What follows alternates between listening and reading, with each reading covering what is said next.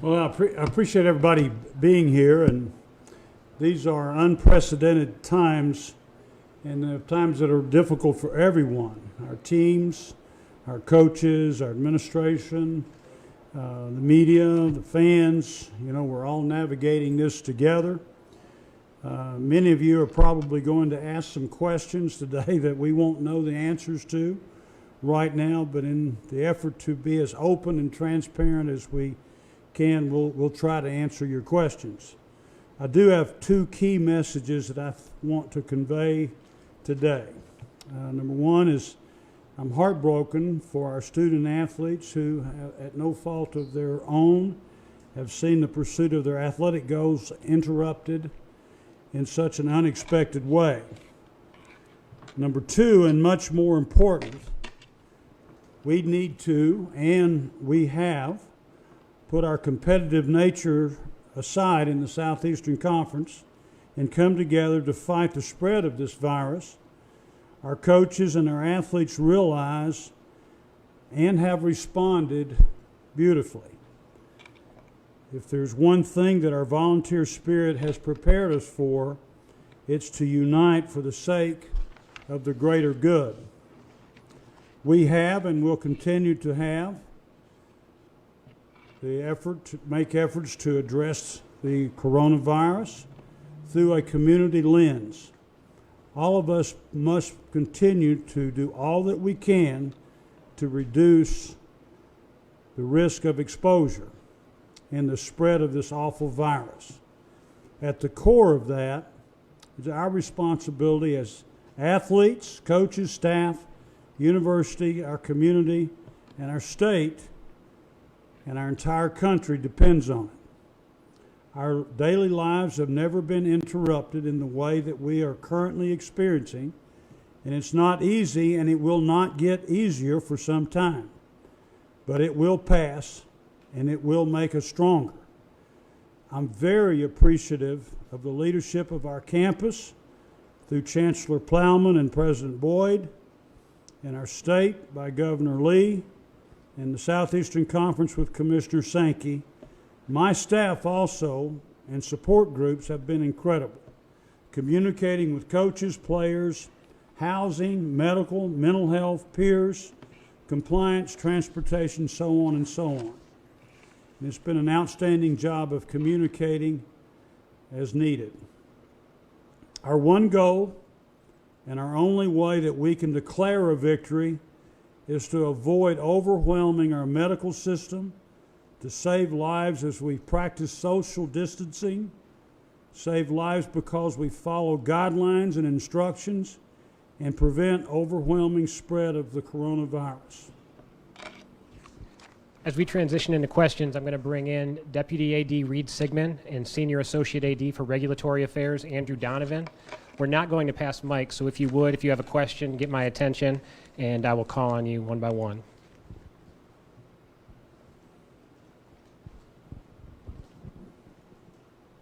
Trey.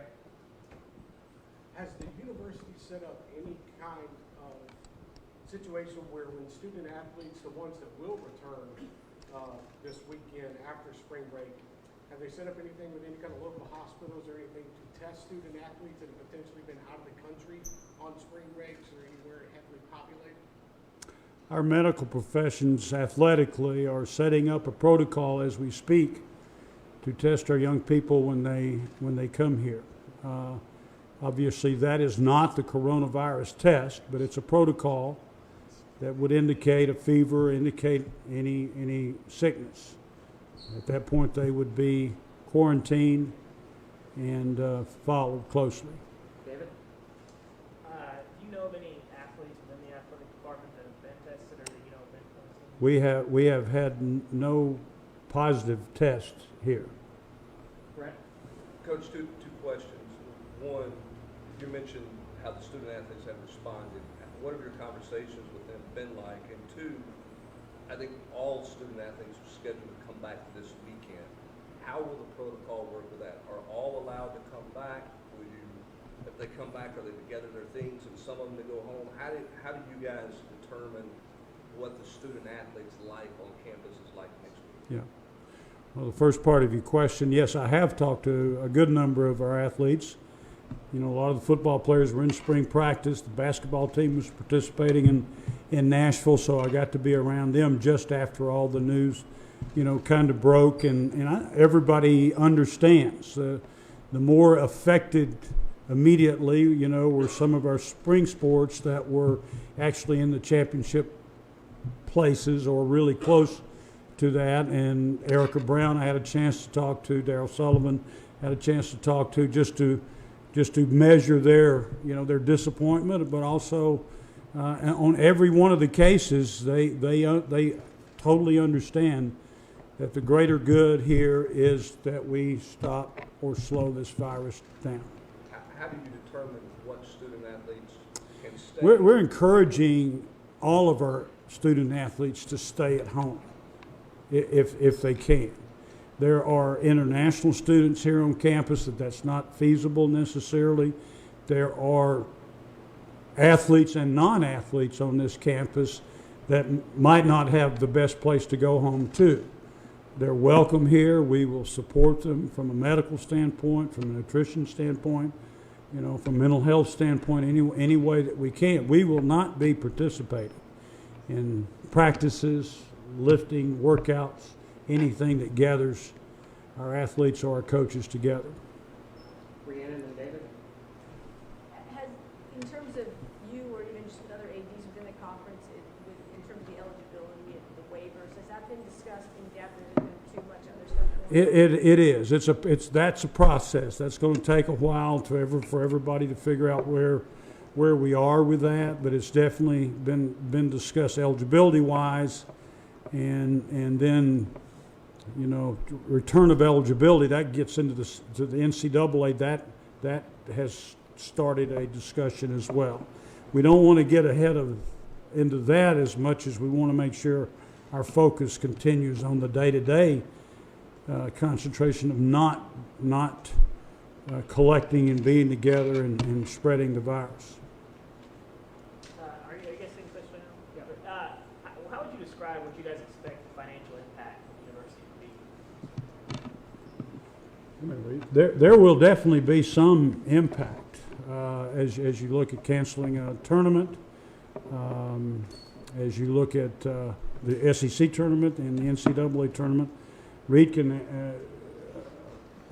speak to that, but there's still lots to find out yet. It's really what Philip said. We're going through the process right now to determine where we think we'll be. There's still some variables out there, but we're in that process of assessing right now. Brent and Rhiannon? Coach, as for academics for your student athletes, obviously the Thornton Center and academic support are a huge part of, you know, college athletics. Have your coaches expressed concern to you? How has that been talked about with the NCAA about them not getting the type of academic support because they're not going to be able to be on campus? Joe Scoggins and his staff are working on, you know, being able to, you know, through our computers and through our tutors and those kind of things, work with our all of our student athletes virtually. The ones that are here obviously will have direct connection with them. Certainly there's been conversation at the SEC level. I can't tell you at the NCAA level about all those kinds of things. Special needs students, you know, what does all that mean and how does it look? And at every turn, the student athlete has been put first in this. Rhiannon? On that vein, what facilities are open to the athletes? Are you having to kind of keep them away from gyms and the workout facilities? Are they able to go in there? No, our workout facilities will be closed. They're not. There'll be no supervision there. There'll be nobody using the facilities. Our academic, nutrition, medical, mental health, all are available. Philip, obviously with pro sports, there's a lot of employees, businesses that are connected to the games taking place.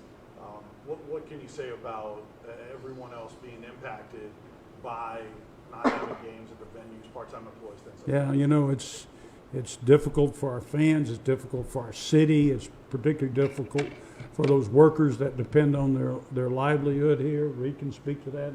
Again, that's an HR kind of thing. There's not going to be at this point anybody lose their job or anything like that at this point at all. We'll ask people to be here and work. If they can't be here, then there's opportunities, other ways for them to take leave and those kinds of things. David and Wes. Is that properly answered? So Jeremy's not here today, but you guys, football's on spring break, of course. What do you expect? What does the football program look like while this is happening? You've got coaches that obviously are employed, the students not here. What do you envision that sort of? Well, I think it's really important, not just football, but for all of our coaches to stay engaged with their student athletes, to know where they are, what they're doing, how their grades are going.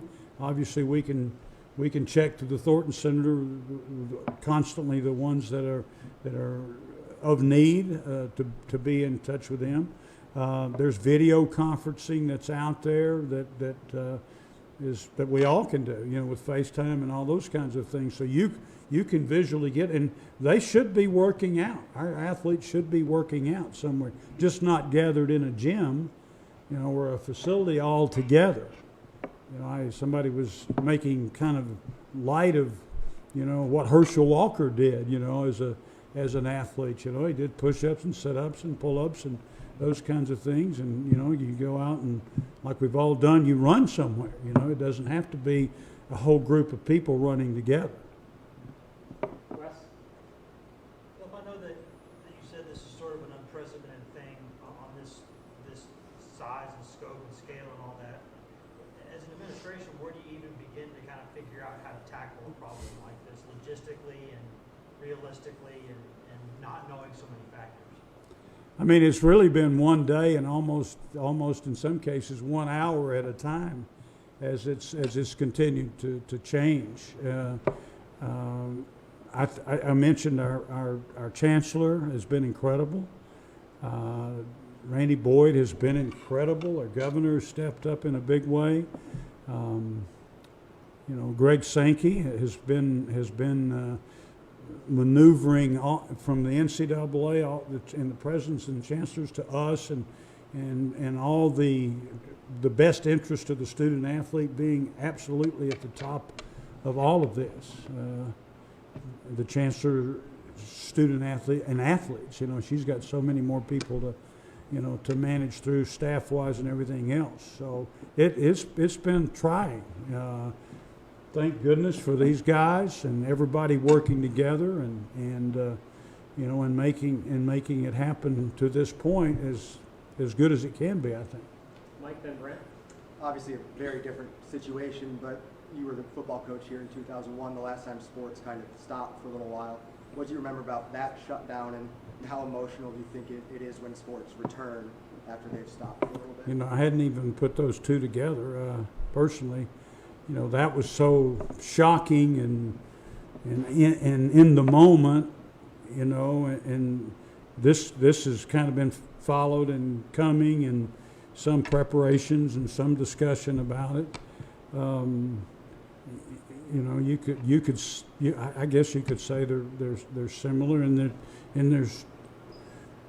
there's deaths, there's families changed from those kinds of things, and as we did then, you do what you have to do, to get to the next place, and in the end, knowing that we will come out better and stronger. We're taught as athletes, as coaches or whatever, challenges are opportunities for you, and you fight through them together. And I mean, it was so pleasing to me to sit down with our head coaches a week ago or whenever it was, and hey guys, the season's over. There was some hope out there about a couple of the sports or whatever that essentially not there now.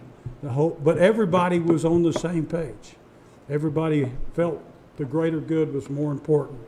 The chancellor said something a couple of days ago I thought was super important. She was talking to her son. You are isolating yourself and your friend so that your friend's grandfather can enjoy their grandchildren. This is all about somebody else. And I hope our millennials and I hope our young people will realize this is about somebody else, not just about them. Coach, from that, this may be a compliance question. I know a lot of We got him here. student athletes may come back to town because they live off campus, they live in an apartment.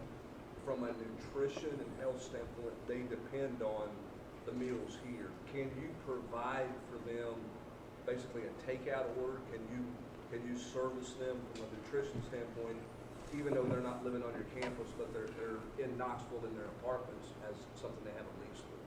Yes. Will you do that? Yes, we absolutely can do that and will do that. I think another aspect to consider of that are classes are still in session, so scholarships are still active. So our student athletes are still receiving their room and board. So they do have that access as well. Brianna?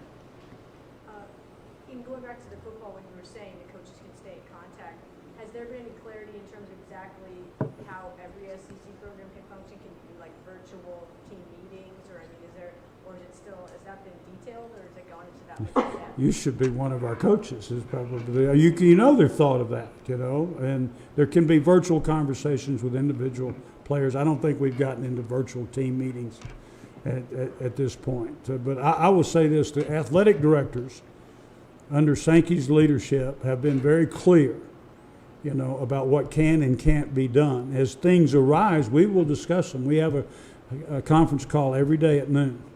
And there's a good hour, sometime a little bit more, one time a little bit less, that we go through all those kinds of things. Where nobody wants, this shouldn't even be a conversation where you're trying to find an edge at this point, okay? But you do want them to be in shape. They need, all of them need to stay in shape. This too will pass, and we'll get back to some normalcy. And if they're coached or tutored over a FaceTime or a whatever, then that's fine. Trey? When you guys were discussing athletic directors and the commissioner, were discussing potentially SEC baseball, softball going forward, and now the SEC baseball tournament's been canceled off, did that in any way come up to a vote between the athletic directors, or was that a direct statement from the commissioner that we are not doing this? Did you guys have any say? No, I think we've discussed everything that's. I mean, there really hasn't. That's not a dictatorial kind of. He could be, but that's not his style, And he took into consideration, everything that he could. But it was following CDC and national standards and like we all do, follow the news daily, as to what's next, what can we do. That's the right thing, Not can we get a tournament in, necessarily, but is that the right thing for everybody concerned? And we're doing the best we know how. David and Vince? How you mentioned you've been following the SEC. How would you assess how the NCAA has handled the last week or so? Well, I'm kind of a party to that. I'm not actually, talking to the NCAA necessarily because it goes through their conference. I think there could be better communication from time to time. There's been some frustration, but that's true with our government. That's true with everybody. And of all of that I've said today, that'll probably be the headline, But in the big scale of things, I think we've gotten to the right place each time. Vince? I know it's a ways away, but have there been any discussions or preliminary sort of what-if planning for anything impacted during the football season, whether it's attendance with large crowds at Neyland or recruiting, anything like that? Even discussed like that? Well, recruiting was discussed because we came up with a measure of no in-person or off campus, but you can text and do it all. So everybody's dealing with this across the country. So I don't think any parents wants to send anybody to another campus somewhere right now. Everybody should be hunkered down, taking care of their families. So I don't think recruiting is an issue. Thus far, our season tickets are still selling, and everybody's planning on the fall, and that's the way we'll go until and if that changes. Wes?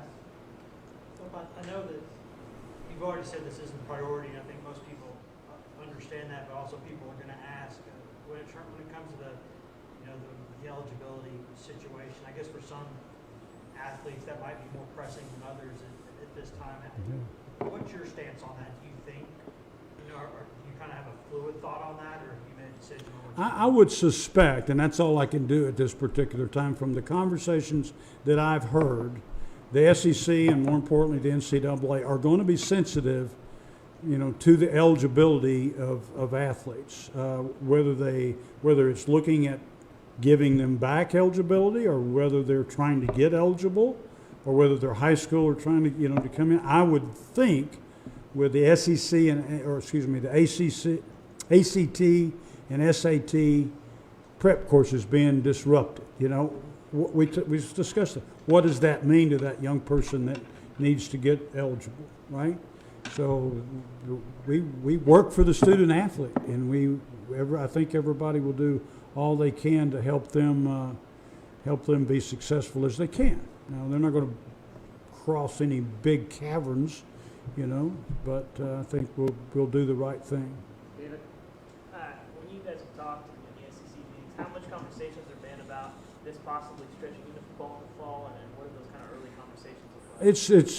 It's not much right now because the length of this seems like it's going to be, whatever it is, 8 to 10 weeks. And hopefully that's the case, but certainly we'll continue to start peeking out there and see what that means as we go. But right now, our challenge is to make sure our students get back to campus, in our case, get back to campus if they're coming back or they've got a safe place to be, and that we can provide for them once they get here. You talked about the other year of eligibility and details still being worked out for the spring athletes. Is the door closed on additional eligibility for the winter sports, do you think? You probably know as much about that as I do right now, because on the big picture, that's down the road. There's a lot more immediate things right now. So there's a committee called the Division I Council Coordination Committee that is looking into those issues now. It's made up of athletics directors, conference commissioners, student athletes are part of that committee as well. And so they're reviewing winter sport eligibility, spring sport eligibility, but understand that there are several other consequences that come with that. Financial aid implications, roster limitations. We obviously have a class of freshmen and transfers coming in to consider as well. So they're talking about that. They've told us they will work as quickly and as diligently as possible. And so we are standing ready to assist, but we don't have the answers as of this time. Thank you, Andrew. We have time for one more. Coach Fulmer, anybody have something? All right, Coach, thank you very much. Thank you. We'll now transition into softball co-head coach Karen Weekly. We'll go right into, wait just a second if you guys can readjust, and we'll go right into questions.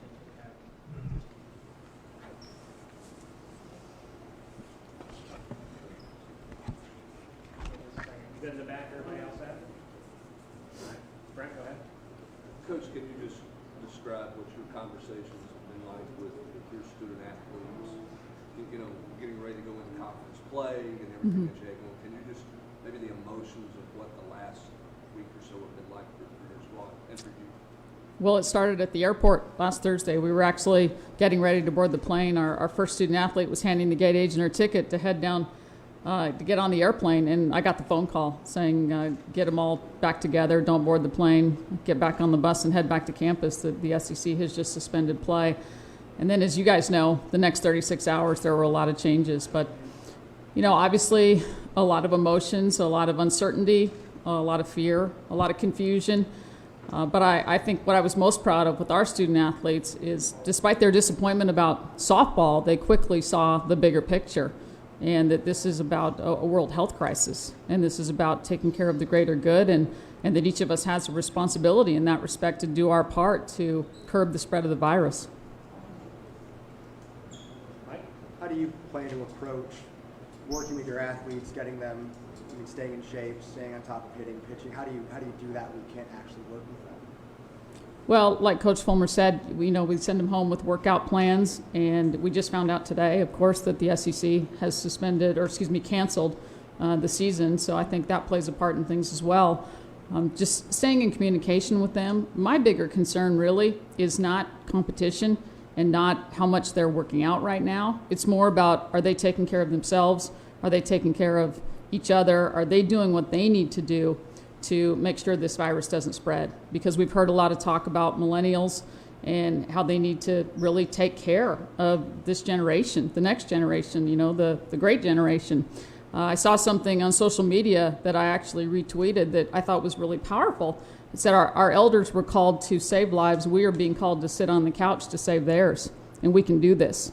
And I think that's the message we really need to get across right now. It's not so much about working out in competition. It's about our part in stopping the virus. Did you have any conversations with your players about sort of travel and getting home, or and figuring those logistics out, and what was that kind of like? Yes, a lot of those conversations got pretty detailed last Friday when we found out that everything was going to be suspended until April 15th. That was the word at that time. And so we encouraged all of our student athletes to get home. And I think right now, other than 2 athletes, everybody is at home, and those 2 are currently making plans to get home and head that way the middle of this week. Brandon? Karen, have you had, given that the waiver idea has been floated out there already and they're working on it, have you had any discussions with any of your seniors or others about, their thoughts, or is it too early to go into that, whether they'll return?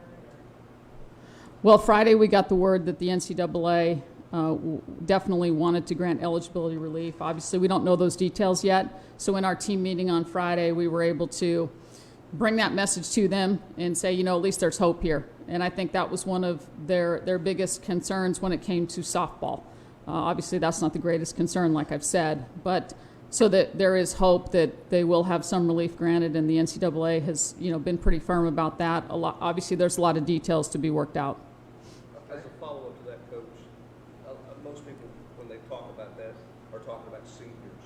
Is it your belief that the NCAA should grant a extra year of eligibility for everybody, so you repeat your freshman year, you get an extra year, your junior year, you get that back as well? Do you think it should be across the board for all classifications? It's my understanding, and I don't know if Andrew Donovan is still here, but based on a conference call I was on today with the SEC and all of the softball coaches, that it's not just being limited to seniors, that they are interested in granting eligibility relief to all current student athletes.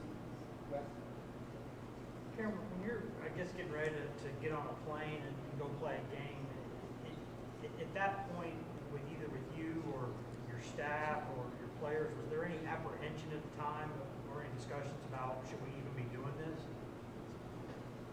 I don't think it had gotten to the point of those discussions. I think things were happening around us pretty quickly. We did ask our student athletes before we left campus that day, is there anyone who has any reservations about traveling today? And if you have those reservations, you're not going to be asked to go. You have that option to stay at home, and nobody expressed that they wanted to stay at home or had reservations about traveling. Now, this was last Thursday morning. Any more questions? Coach Weekly? All right, Coach, thank you very much. Thank you. I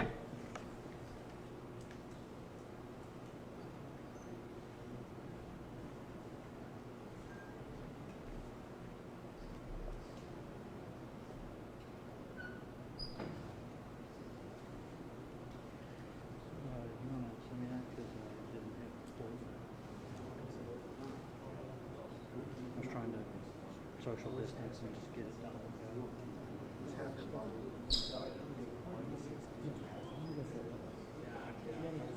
It's still a surface, so I imagine it still probably is contagious. Like, I don't know that for sure. All right, we're going to change our order. We're going to go with women's head basketball coach Kelly Hartman next. We'll give everybody a few minutes to get situated. A few seconds.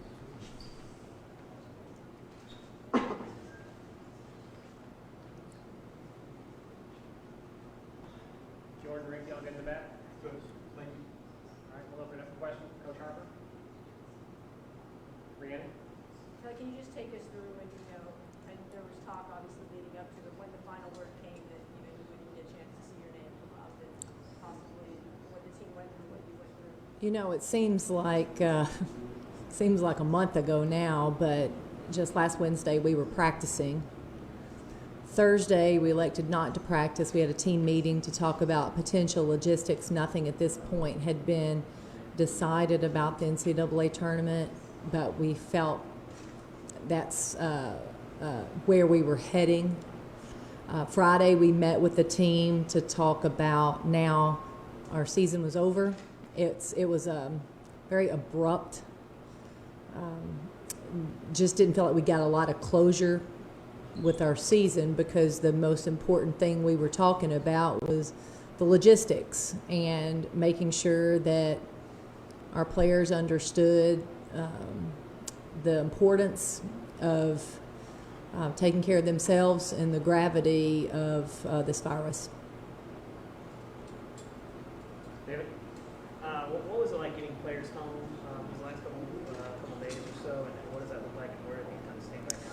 Yeah, so for us, we have the majority of our team is home. They're off campus now. We've got a couple that are finishing up some things, and then they'll be heading home. And then our international student athletes, they have booked flights now to be able to get out of town, I think in a day or so. Jordan, if you would speak up. For players like Lou and Cam, this was their senior year, how do you kind of balance the disappointment of the abrupt ending for them with just the reality of what's going on? You know, it was actually very difficult. I'm in our team meeting on Friday talking about the decision by the NCAA tournament and what's next. Oh, by the way, these are our seniors. This was their season, and so it was really difficult and hard to put some closure on things when basketball takes a back seat, as it should at this time. So, you know, just trying to make sure that they understood our appreciation for them and what they have done as well during this time. Coach, Andrew Donovan mentioned earlier that the committee that's still discussing eligibility, things like that the winter sports are still being discussed in terms of giving back some eligibility. Where do you stand on that front? You know, I would have to see what it looks like. In my head, I can't wrap my head around what that would look like at this point. And I know there are talks going on about that, and you know, I just want to see what that looks like in terms of scholarships and numbers and who does that impact. And I think we've got a lot of questions to be answered before I'd be comfortable commenting on it. Brandon? No, this hasn't always been a case, but now WNBA kind of progressing to where it is. Have you had any discussions for Naya? Is she for sure coming back? Do we know? I mean, is that even something you talk about at this point? Well, I think due to the abruptness of our team meeting and our spring break, being on spring break, I've not had any individual meetings with our team, with our players, and I know that that's important to me, and at this point now, those meetings may have to be via FaceTime. Jordan, go ahead. Have you kind of taken into consideration from a recruiting standpoint what the next 8 weeks will look like for recruiting in your team? So recruiting for us right now is very simple. You do it with the phone. There is no in-person, there's no on-campus, off-campus evaluations, and rightly so. But I do think as a staff, we have to be organized. We have to be prepared to do as much as we can do through phone calls, FaceTime, emails, texts, mail. I think there's a lot of things that we can still do to assist us in the recruiting world. Right. At this point, do you have any idea how many or if any of your players will remain on campus here, will be allowed to stay? Is that something you've had conversations with, you know, Coach Fulmer as well as the players about? Where does that number look like? So our administration has been terrific in communicating the updates with us, and these updates have been coming hourly. And our student athletes, we are monitoring their locations very closely. Any changes to their logistics, we're updating that with our administration as well. I'm really pleased and proud of how we've handled that. At this point, we do not plan on having any players on campus next week. Just too, from the perspective of just a human and a mother, how have you kind of been handling that? Has it been, with all of your two children, kind of explain this whole thing to them? So I think our son Jackson's in kindergarten, and he feels very confident that he understands this coronavirus pretty well.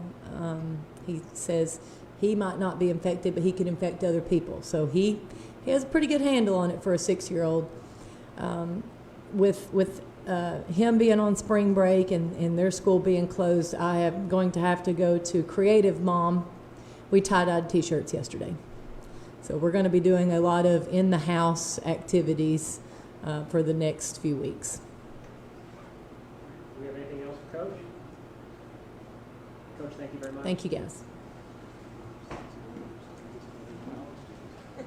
think I need to tie that t-shirts tomorrow. I'm good.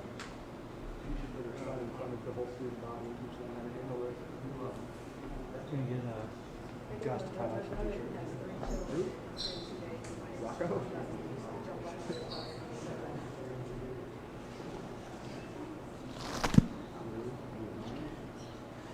Who now, with so many people at home all the time, has no idea what to do with themselves. I'm doing Thomas too. It's true. He's so small. All right, we've got men's basketball coach Rick Barnes. I'll give you all a few seconds.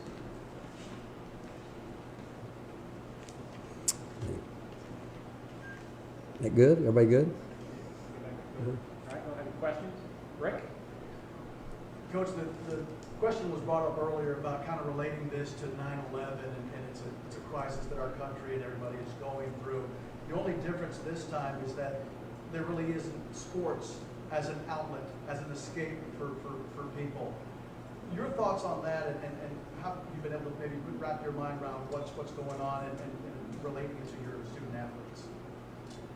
Well, one, I think there's no way to compare it to 9/11. I don't think you can do that for the people that lost loved ones like they did at that time. I think it would offend them if we went that route. And this is something different, definitely, and has it affected everybody? There's no question.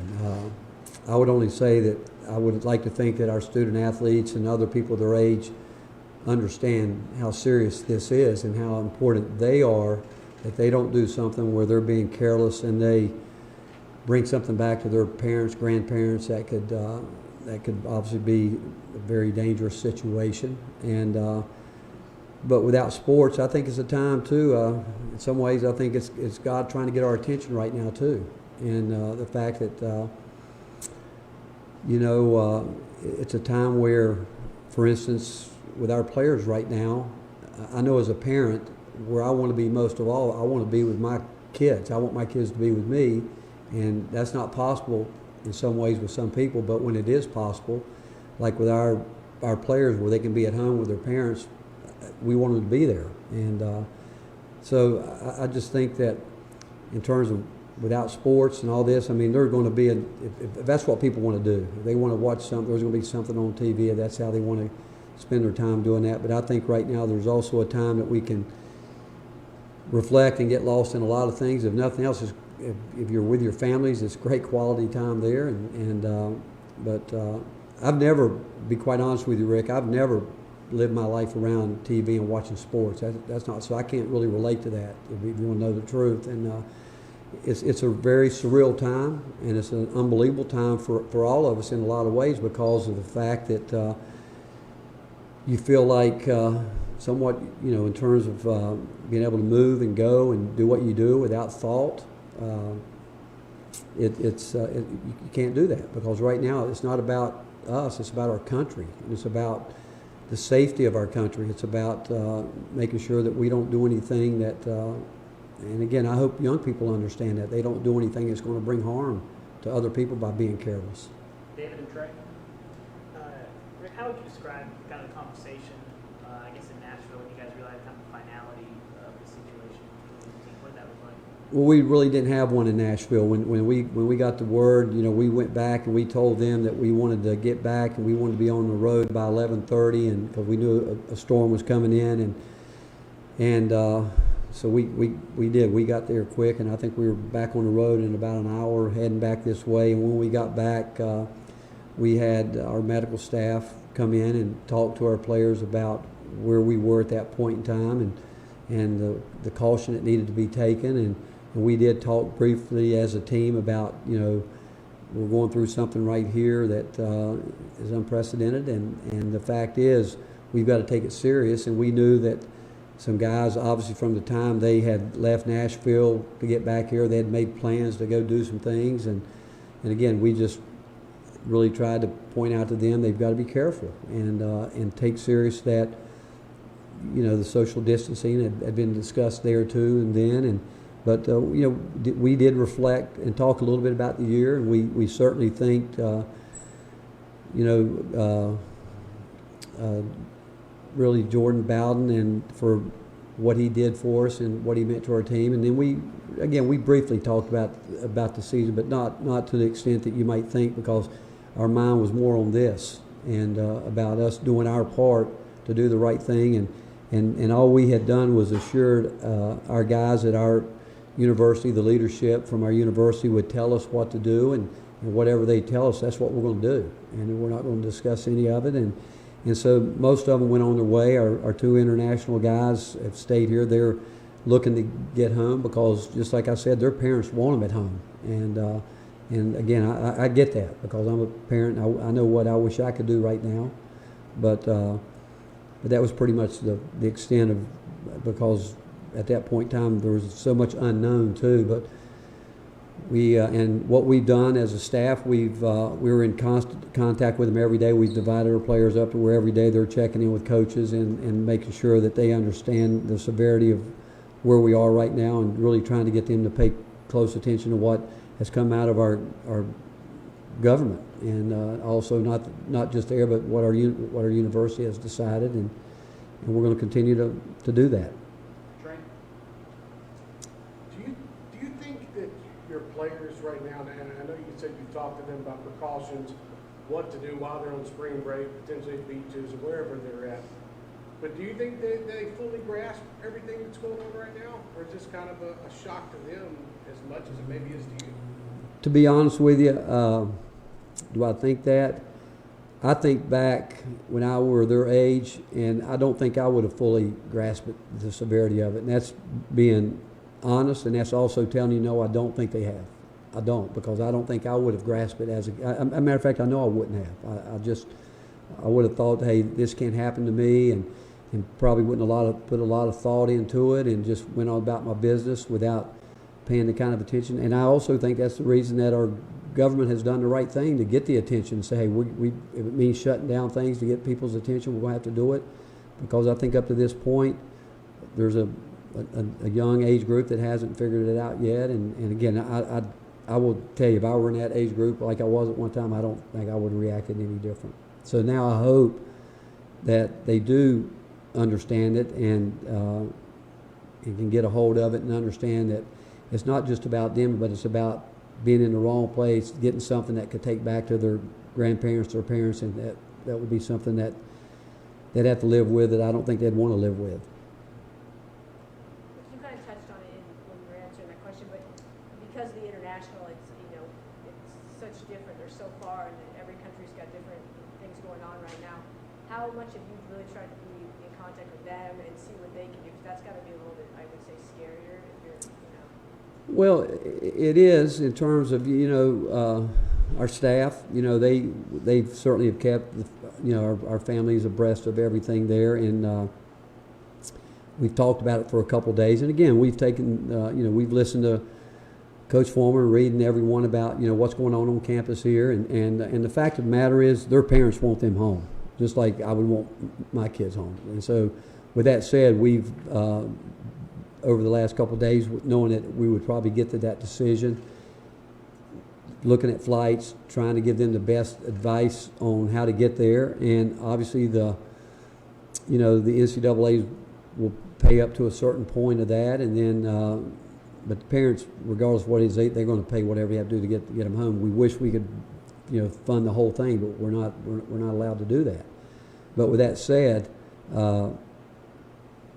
we again, like right when I walked over here, Mary Carter was on the phone with the travel agency trying to figure out the best route to get each guy home, where it would be the easiest way for them to get there without having to stay over somewhere here or there or whatever. So that's been going on for a couple of days, to be quite honest with you, and to try to figure out the best, surest, quickest way where there's can be as easy as it possibly can be. And none of any of the restrictions or anything that the governments have put into place? Well, that again, that's what she's dealt with there, where they can fly to places where the restrictions aren't a place where they might have to stay over, turn it into a week trip. That's what she's tried to do, and she's been able to, through our travel agency people, find out the best routes. And like Santi, I think, for instance, I think there was a direct flight from Miami that I think has been canceled, that they don't fly that flight to Uruguay. And so it's just a matter of, and again, she has spent a lot of time trying to figure out the best way to do it, to make it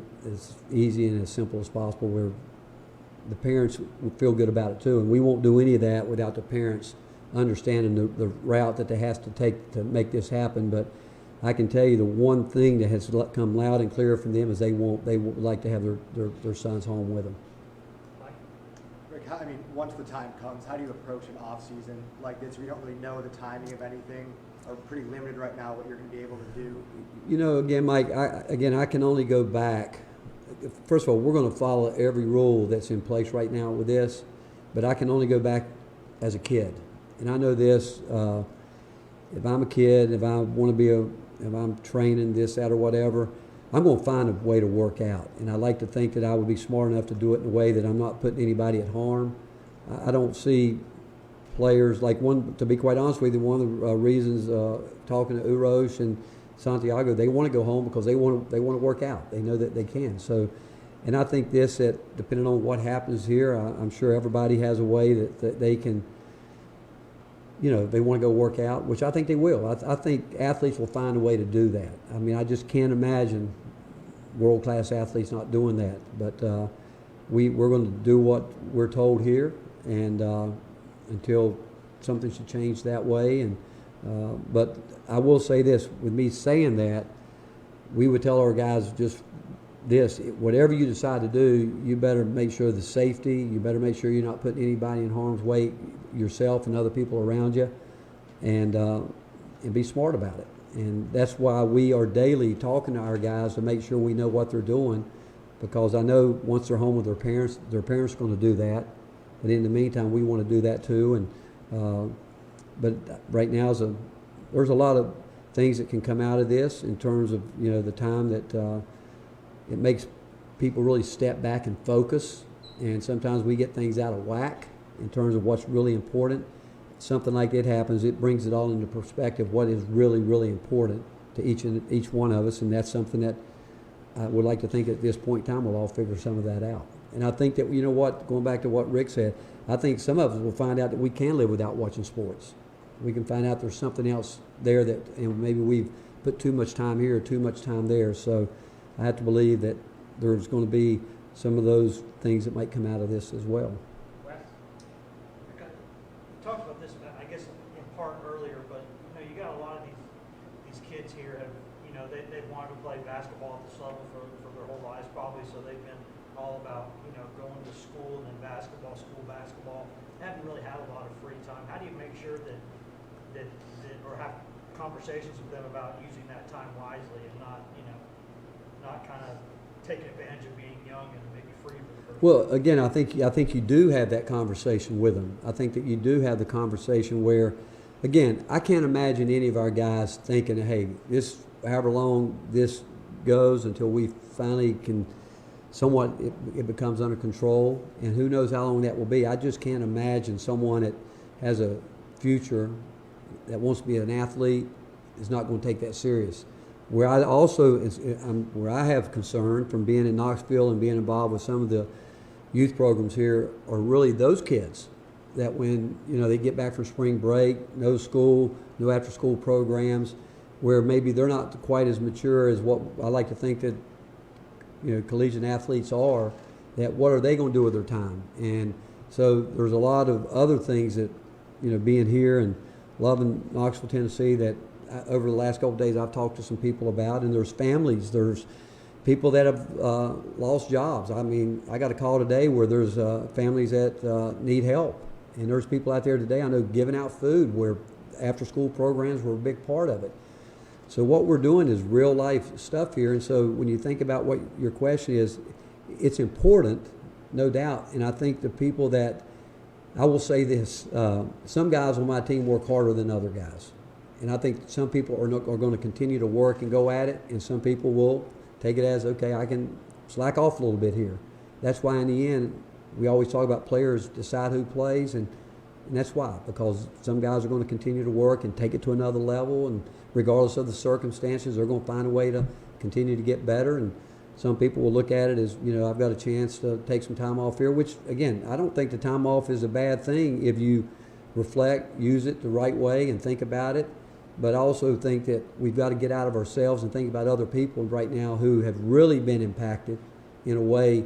I mean, right now, what have our players lost? I mean, you can talk about the semester. I mean, there's a lot there, but there are people that are really in a tough situation that we might not be thinking about that we really should be thinking about.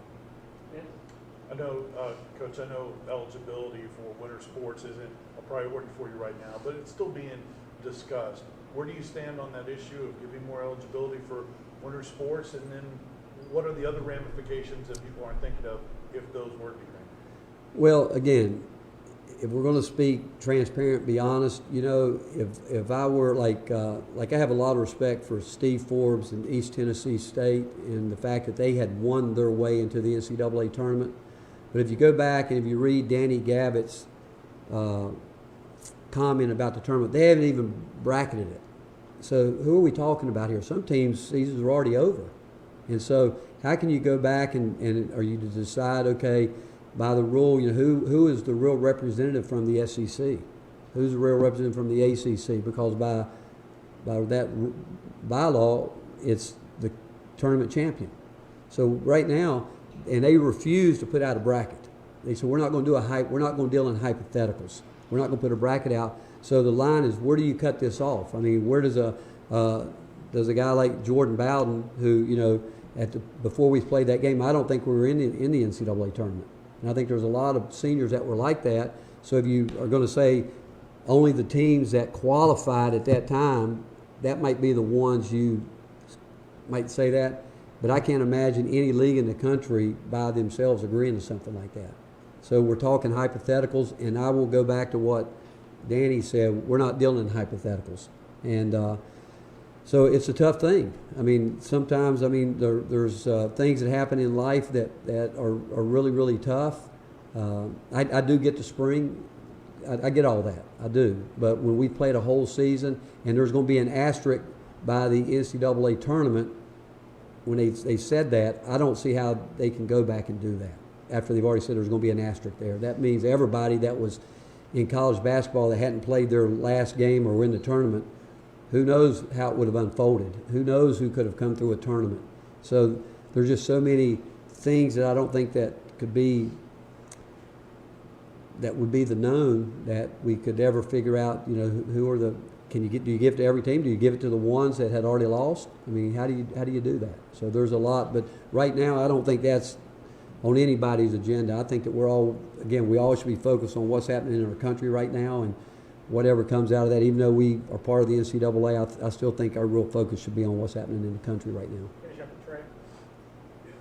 Going back to what you were talking about with Santiago not being able to get home immediately and Miami in your way, and you talked about the NCAA not being able to, you know, you're not allowed to pay for the whole thing, the university is not.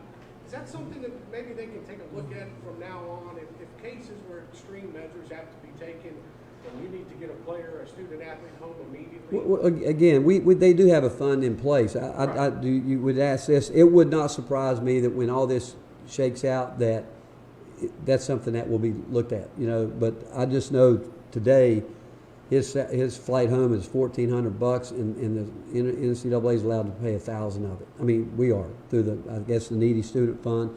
That's another thing that I think we were just talking back there about it, where that fund's going to go way down, which will have to be built back up. But in a crisis like this, you expect those type things, and you expect.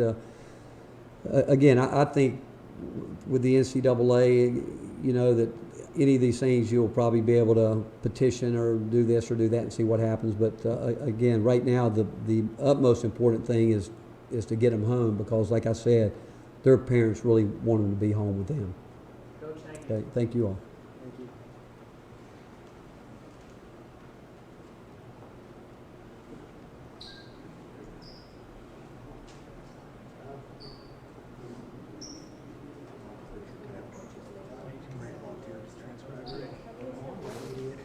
I think there's most to me. Most to me.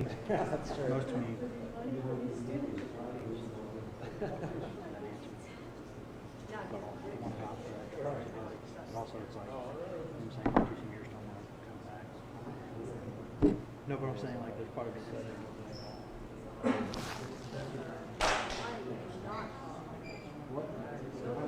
Don't even. Sniper fire. End of every basketball season. Okay. Every single time. See, I'm afraid, because like with fibro, I feel like I do shit every day. Yeah. Every day. So I'm can't worried, evaluate. like, unless I start coughing or have a sore throat, I won't stop. You know, I get a cough, I get like 2 weeks. End of every basketball season for 6 years, I get a little cough, a little cold. I used to get strep every year for like my whole life. I used to get that at Thanksgiving break from college every year. I got that once a year as a kid. Now I get like a respiratory infection once a year. They think that's actually was like. No, I went in there with a cough last Friday and all the They looks think that I was got like were the telling insane. sign of like the fibros in my body. They thought it was It's true. Like, I was frozen things. Call. He was age wrapped up.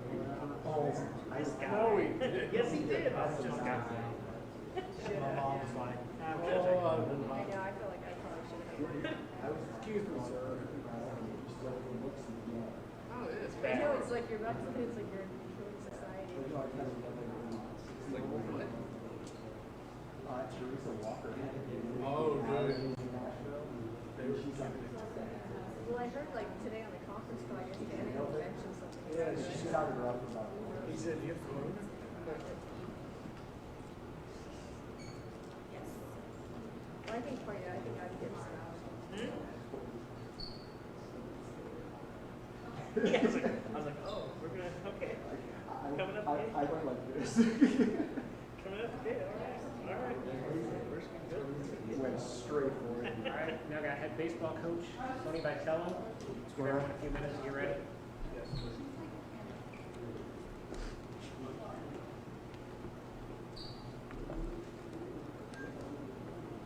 Everybody good in the back? All right. Who has questions? David, go ahead.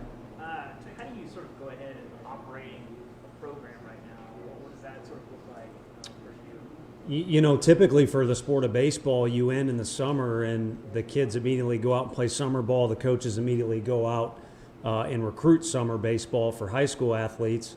So for now, we actually are able to kind of corral or wrap up the season in a fashion we normally can't. So obviously we'd rather be playing, but it is nice to have time to talk with your coaches in person about what are some things that went well, what are some things we do differently, and then of course go up and down the roster and, you know, kind of grade each guy out like a professor would, so we can relay that to our players. And you know, I don't know if this is a question that would follow with that topic, but other coaches have already had their exit meetings and they're probably ahead of where we're at right now with our deal. So there's some things to do, but until we have all the answers, we can only go so far, because we certainly don't have all the answers, because our sport with 11.7, holy cow. Mike, then Trey. Yeah, the eligibility question, how complicated is that with baseball, with the scholarship limits, percentages, the number of guys that you even have on scholarship? Yeah, it's every year we are dealing with what maybe other sports, and I'm not going to pretend to know what other people are doing or what they might have to do, but who's coming, who's going, the draft, what about replacing this guy, things like that. We have to deal with it every year, but now it's going to be that on steroids, if that's the right term in our sport. Not that we're doing anything illegal with our supplements, but you know, it's just going to complicate the issue even more of what seniors are going to do and you know, who all will come back. So If we had all the answers, we could move forward and have a better idea of this is our next move or this is what our team will look like next year. But I've had to cut off conversations with our younger, more energetic coaches because it almost is kind of a waste of breath right now to talk about that stuff. Coach, can you walk through the process of, for you guys and you in particular, when you talk to the SEC this weekend, you're kind of finding out, okay, no College World Series, that was first. Then there's hope to play, maybe we'll get the SEC tournament. And then that's kind of shot down. Your mindset over the last couple of days and how the players have handled it so far? They've taken it in stride. The first time we met, they almost were kind of delirious about the whole thing because our message at the time was the one that should have been relayed until March 30th, or at least until a certain date. We're taking a timeout. And I wasn't trying to be super coach or anything, but I was pointing out the fact that our team is kind of built to take advantage of a break in the action because we had Zach Daniels was only able to DH because he was sore, Garrett Crochet and Camden Sewell are starting pitchers, but they hadn't had time to build into that. So you could kind of see that this was actually a decent thing for us if we were going to pick back up with baseball. But one of the other comments I made is the world they live in now is so much different than mine with Twitter and social media. First of all, I wouldn't have this job if Twitter existed when I was their age, but that's another topic. But you were kind of seeing stuff unfold before the official announcement was there. So for our sport, we felt like we had a great team. Where the season would have took us, who knows? But we either would have won a national championship or for most teams, you lose and it's a sudden punch in the gut. You probably lose a close game that you thought you could have won, or things that ended abruptly and now all of a sudden guys are crying and that's it. For this deal, it's kind of been, this doesn't look good, this looks worse. And again, the media has kind of been one step ahead of the game. I woke up at 6 a.m. to pack my bags for South Carolina, was irresponsible, didn't pack the night before, and you got Charles Barkley and everyone else saying, student athletes, there's no way they're going to be doing this if the NBA's not doing this. And so it kind of unfolded slowly, at least from my personal perspective, and I think for our guys too. Can you talk about preparing your guys and communicating with your guys on what to do, obviously take care of themselves and be responsible, but also continue to work out on their own things like that? And how much of a benefit is it to have Coach Q to be able to kind of help them steer through that? Well, now you can relay a lot of things, via apps or emails and things like that, FaceTime. So our guys will get the guidance, but then it's up to them to put it into play. And one thing that the coaching staff made a comment about earlier today was you're going to find out during this break who likes to work and who doesn't, because guys are going to go backwards if they don't put in the work. And some guys are going to leapfrog some guys because they do work passionately and, they start to develop more physically. And we always talk about freshman year to sophomore years where you see the biggest jump. Well, you might see either the biggest regression or the biggest jump out of guys who are going to make the most of their time. So, again, nowadays with just the nature of technology or how easy it is to communicate when you're not around somebody, our guys will get everything they need. But if they actually put it into action or not, it's going to be, based on that sole individual. Yeah, in terms of, have you sat down with your staff and kind of mapped out like exactly what might take place, or are you just waiting kind of for the NCAA to do all that stuff before you really have like a figuring out like who's going to draft, who's coming back? Right. Well, you don't even know what the draft is going to, you could go as far as to, and I wasn't the first one to say this, but you could even go as far as to say, what if there's not a draft this year?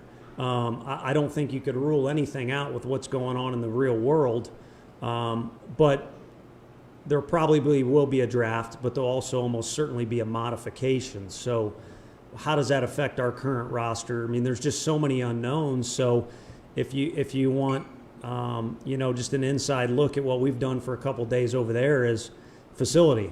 We've talked about it nonstop since we've gotten here. So can we use kind of turn a negative into a positive, the old coach speak? Well, now it's getting to the point where, campus is kind of becoming a place where no one's going to be.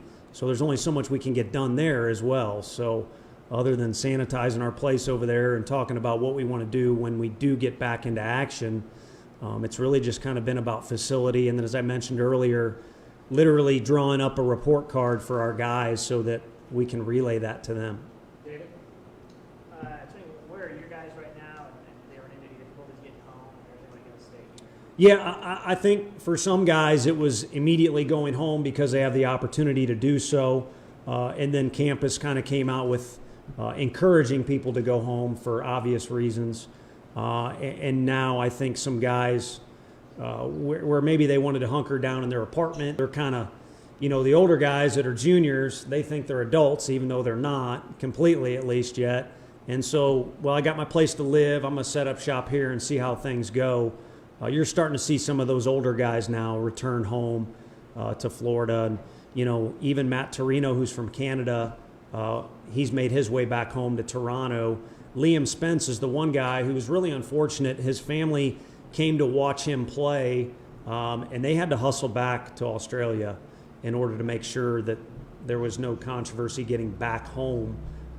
And I think they'll even be quarantined once they make it back home. So Liam is kind of the one guy that's left here, but even Liam was battling an injury that, again, it's way in the past now, but a small break in there could have benefited Liam because you guys may not have known this, but he wasn't practicing with us for the last week or so. He was only playing in games, battling a little bit of an injury. So, but he'll be here rehabbing and living in the good old U.S. for a while. I know you said the draft's kind of up in the air, but you did have several players on your roster who were hoping to use this season in their body of work to maybe catapult their stock in the upcoming draft. How do you kind of navigate them through this time where they don't have that body of work to show scouts? It's funny, and I'm not speaking directly about our guys, just across the country, there's going to be some players that probably benefited from not playing more. And then I'll use an example such as Garrett Crochet. You don't want to overhype things, but people who saw what he was doing know that, the word was still getting out about what this kid was doing. I mean, flipping 95 in there, pretty easy. First time in his life he's ever thrown a changeup. His body had really kind of started to become, what it has potential to be. So in my opinion, he's a player, and again, it's just my opinion, he's losing out because the more he was out there, the more, I hate to say it, the more his stock was going to rise or money that he could potentially make.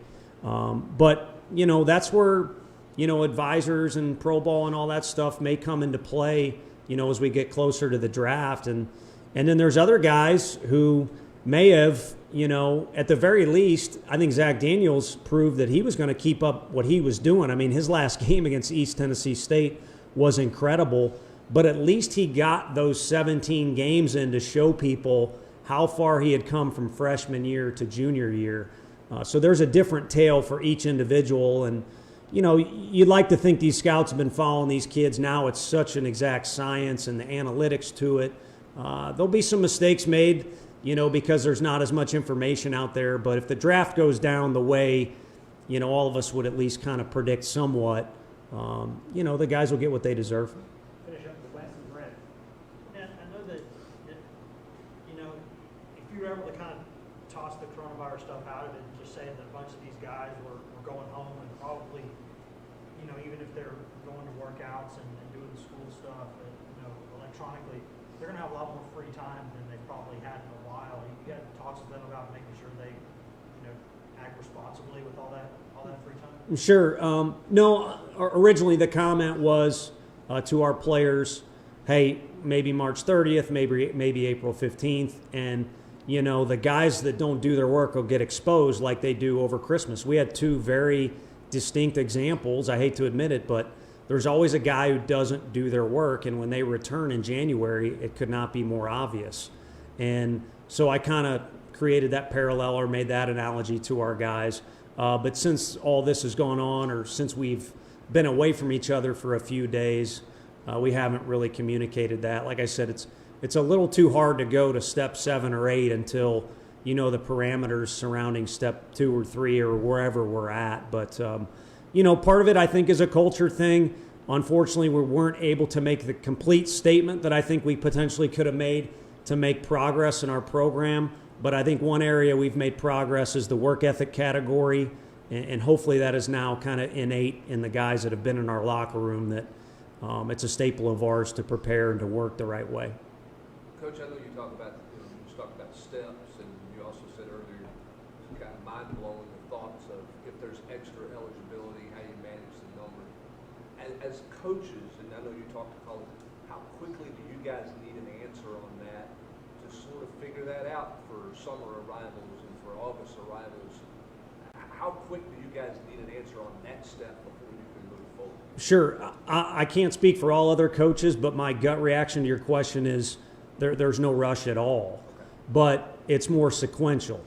You don't want to find out this, this, that, and the other last minute, and now high school kids are freaking out because, well, where's my playing time? Or you only get a certain amount of time between finding all the logistics out and the draft popping up. So I think more just proper sequence. But I think with how on hold everything is in the world, not just the baseball world, I don't think there's a rush to it. And so that could be, time well spent where there's some, a diplomatic approach to let's get to the best answers possible. And I don't think there's probably the best answers for the SEC, the Big Ten, other conferences to get everybody on the same page. I don't envy those people that got to figure that out. And what's nice is, guys like Coach Cohen and Ray Tanner are baseball coaches that are now ADs, and they'll represent our conference well. And they've even reached out to the coaches in the conference to, give us some feedback. And the ABCA has done that as well. So anyone that wants to speak their mind can, and you'd like to think all that information pooled together will get somewhat of a compromise out there. But no one's ever always going to be happy, no matter what topic it is. Coach, thank you. Yeah. Thank you. Thank you all.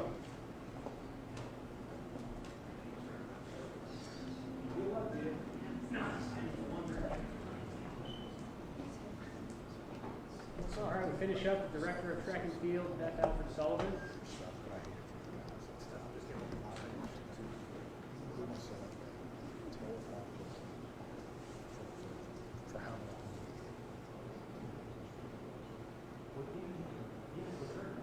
Okay.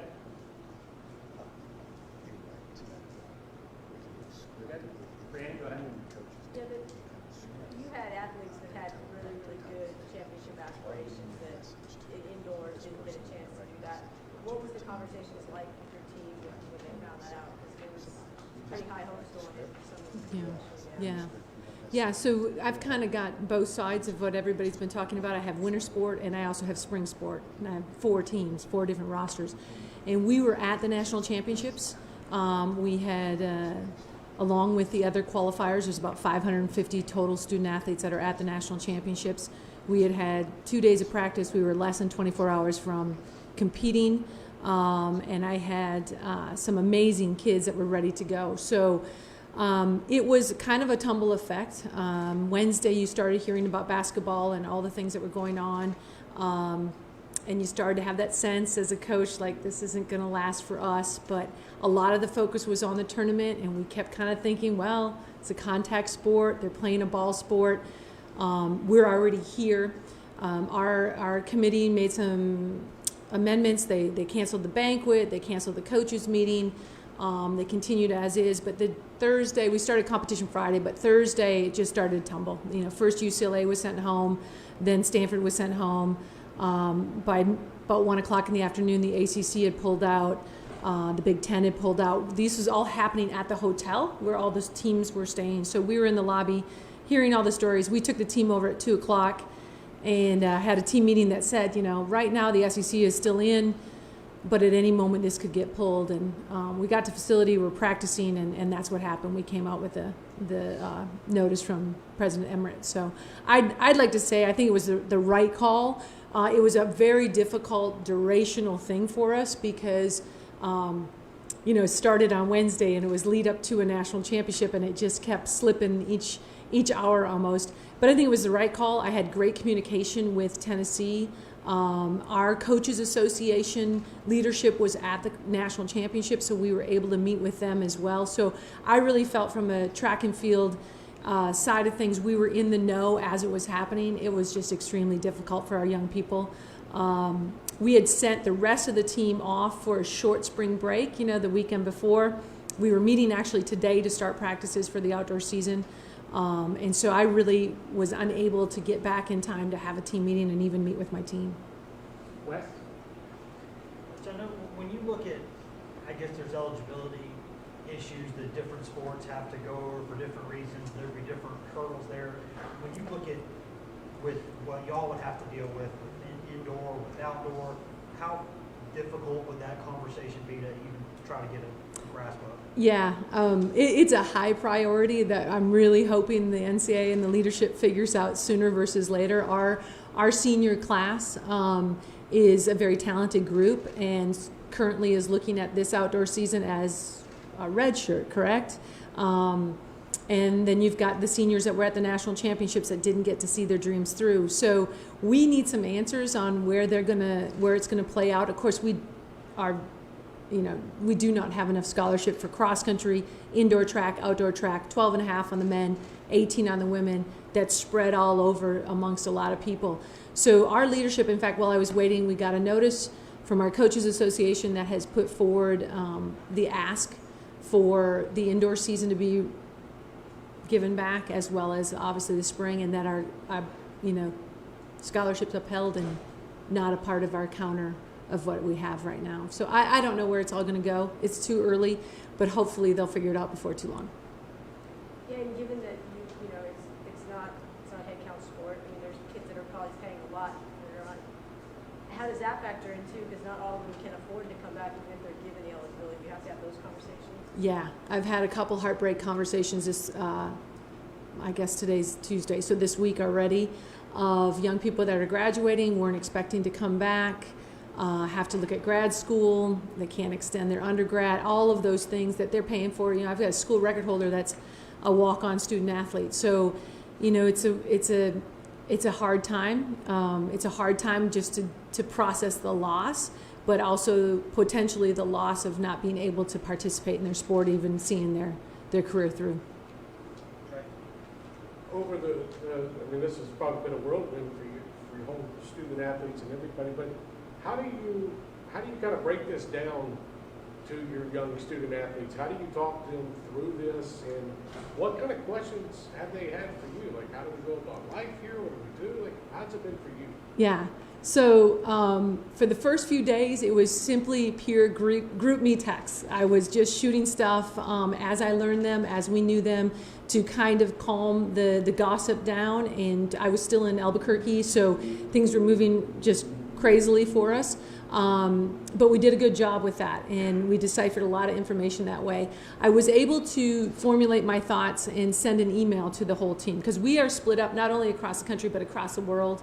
I was able to get to the airport on Sunday to say goodbye to one of our young men that was leaving for Greece to go back home. But I got an email, I formulated my thoughts, and I went with one of our team mottos, which is actually, I have kept it from the SEC, but it's scholars, champions, and leaders.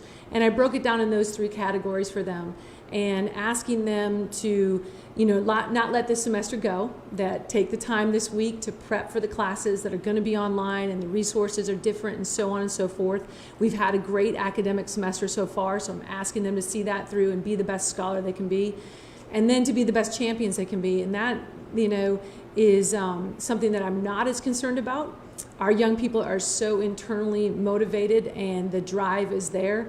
I've had to temper some of the training already. The beauty of being a distance runner is you can go out and do that during this time, but the other side of it is you're not going to race again until September. So we've got to do things correctly and smartly.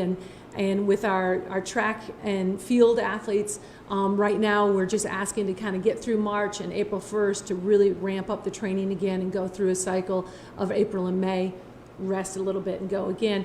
So I'm just asking them to be the best champions they can be and to stay focused. I use the slogan, it's kind of cheesy with Nike, but to just do it. And, they have to find ways to just get it done. And then finally, I asked them to step up as leaders. I think this whole thing is such a global impact that we aren't even aware of the full depth of that. And I've asked them to be leaders and to take the strengths that we have within our program and apply them to their communities and their families and the people in need, that they can affect not only here and wherever they may be in the States, but around the world. And that is the part that I think is the most rewarding of knowing our student athletes are prepared to help, and they're doing that. And it's been a good move. It's really been a good move. I asked Rick Barnes the same question I'll ask you. Do you think that they fully grasp what's going on yet, or is it going to take them a while at their age to yeah. figure this out? You know, it's interesting because I also have a niece who's a sophomore in college, and you know, so it's an interesting time to listen to the belief of how rapidly it went. You know, we had a team meeting Monday night last week, left for the national championships and couldn't conclude the national or even start the national championships. So the happening so rapidly, I think, has taken them by surprise.